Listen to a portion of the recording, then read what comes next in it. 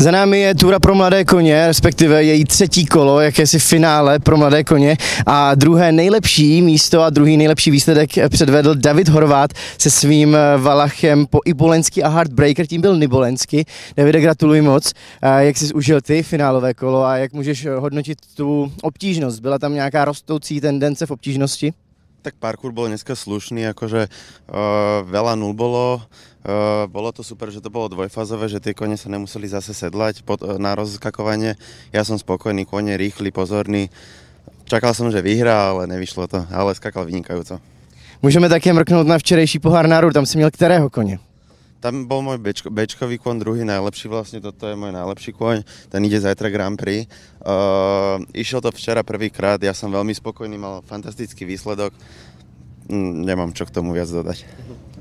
A vy prožíváte skvělou sezónu se slovenským týmem, jaké jsou vaše další plány? Jedete do Budapešti, předpokládám, na semifinále. Áno, tam máme semifinále, už verím, že nasadíme, vlastne taký máme plán, že nasadíme všetci ačkové kone, takže ja dúfam, že budeme pokračovať tak, jak sme začali túto sezónu a bude sa nám dariť, hej.